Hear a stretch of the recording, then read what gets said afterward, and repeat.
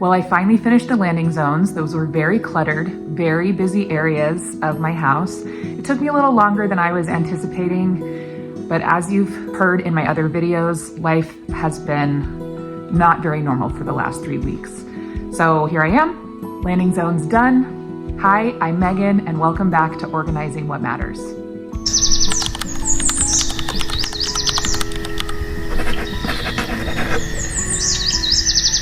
The areas that I focused on this week, well, it really was more like 2 weeks, were my landing zones. Those are the areas of our house that get the most traffic and the most cluttered. We have a shoe closet that also is where we hang jackets and backpacks. Our dining room table right there collects a lot of stuff. There's a desk like right there that collects a lot of stuff. And then there's a back hallway that stuff kind of gets shoved back there. Hardly anybody goes back there. So when we have guests over or when my kids are just coming in from school, they'll just kind of drop stuff back there and it kind of accumulates. I did a before and after walkthrough in this video of these areas. So you'll see what was there before, then you'll see the process of me decluttering and organizing it, and then you'll see it after. In this series, I'm not doing any redecorating. I'm not doing any major changes to these areas. It's simply just going through all of our stuff, getting rid of stuff that we don't need, throwing away things that are garbage or broken, and trying to keep just the things that we use and we need in these spaces. So let's jump right into it. All right, I'm showing you my landing zones before I get to work. I didn't do anything to clean them up before a video. So here's the table that usually accumulates a ton of stuff, and this desk over here that accumulates a lot of stuff. And I know you're probably thinking, oh, that's not so bad. You don't have a lot of work to do there. However, we had people come over and I put everything in these bins. So this is gonna be some of my work, is going through these bins and putting everything away, because this is what was on the table and the desk. And then we have this shoe closet. I can't believe I'm showing you this. We have this shoe closet over here. There you go. I mean, guys, I can't even believe I'm showing you this. Okay, this is where we're supposed to put our shoes and jackets, but look, everything just gets dumped in here. I mean, there's a carpet cleaner. Here's like all of my sewing stuff. I don't even know what is over there. Oh my gosh, bag. So I've got some work to do in here. And then I have this back hallway that doesn't look so bad, except we do have a little dumping area right here too. So work to do in the landing zones. Day one, I just jumped right into this shoe closet because this is where most of the work needs to be done. So I started by just taking everything out. I lined up all the shoes in this hallway back here and had my kids go through them and decide which ones they wanted to keep and which ones we could get rid of. When we were all done going through the shoes, there were only 2 pairs of shoes that they kept out of all of these, and we donated the rest. Then I got out all of the sewing stuff that I had in there. There was quite a lot. Pulled out all the bags, swept the floor, and just got it all cleaned out. Then I had to start working on organizing things. I went through all of these bags, decided which ones I wanted to keep, which ones weren't getting any use and that we could get rid of, cleaned them all out to see what kind of treasures had been lost in these bags.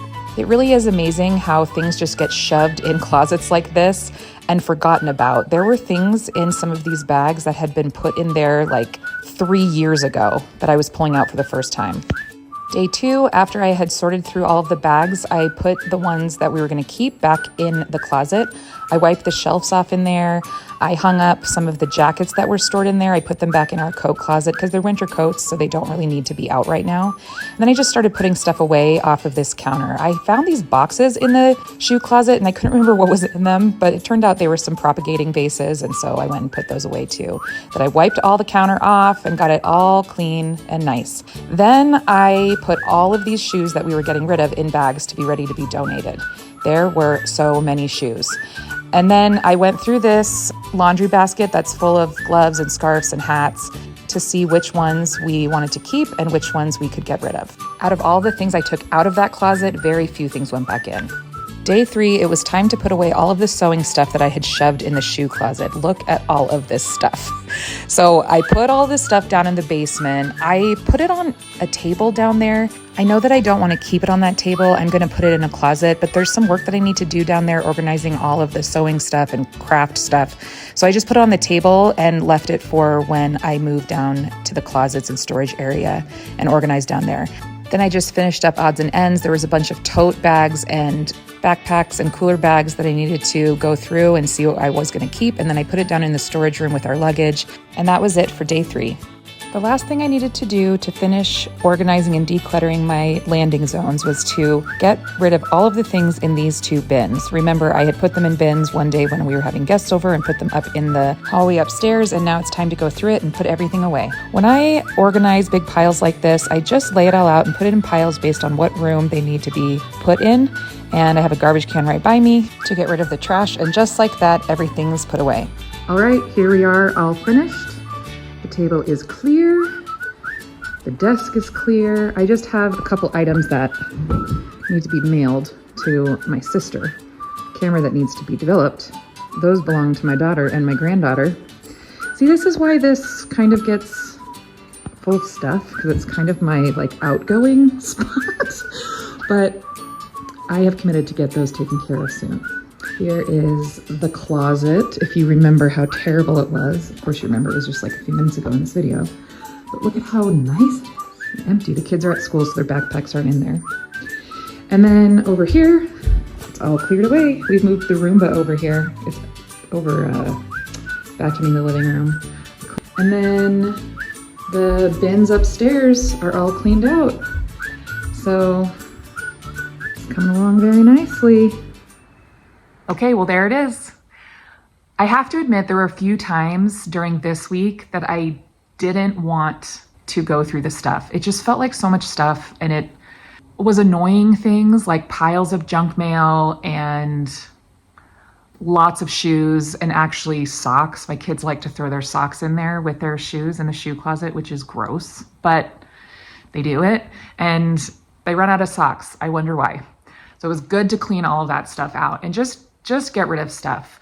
We had even some snow gloves and hats that don't fit anybody anymore, that my kids probably wore when they were 8. So we got rid of all that stuff. And those bins that you saw upstairs, that's not an abnormal occurrence. If I'm just rushing to get things cleaned before family dinner or before a guest comes over, I will just throw things in a basket or a bin and shove it in the closet or shove it in the back hall or put it in the upstairs hallway. And I'm just hoping to take care of all of those spots, get rid of all of that stuff. And hopefully in the end, I will be motivated to create some better systems. One thing that I've learned this week, actually this is the 3rd video of me organizing my house. And one thing that I've really liked is, the first 2 videos were my kitchen.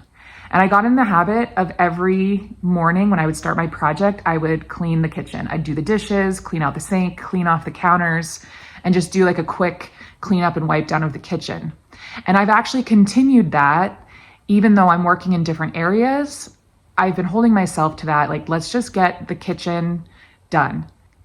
Now, I always have cleaned up my kitchen regularly, but I don't know that I've necessarily turned it into a habit, attached to other activities in my day to make it really part of my routine. I kind of just clean up the kitchen whenever I have free moment is usually what I do, or when it needs to be cleaned up. But I've kind of enjoyed being proactive about it and just cleaning it all up before I start any other project. It's a habit that I've really enjoyed, and I hope that I hang on to. That is my tip for this week. Something that I learned is, in this process of decluttering, find some things that you can turn into habits and work on them during the project. My habit that works really well for me, that I really enjoyed, is making sure that I clean a space before I move on to the next project. It seems easier to have a workspace that's cleaned up before you start. Plus, it motivates me to actually complete my task because it was clean. And then it gets messy because I'm organizing things, I'm pulling things out, and I want to complete it so that it can be clean again. I know that that sounds so simple and obvious to probably all of you, but this isn't something that comes very easily or naturally to me. So you're like learning this with me. And you know, I've been married for 22 years, almost 22 years, and I still struggle with some of these habits. It does not come naturally to me. So it's never too late to learn, never too late to grow, never too late to keep working on goals and habits and striving to be better. And that's what I'm trying to do through this Organizing What Matters series. Thanks for being here with me. I'll see you next time. Thanks for watching and making time with me to capture the moments that matter. If you liked this video, think about subscribing and joining me next time. We can be friends.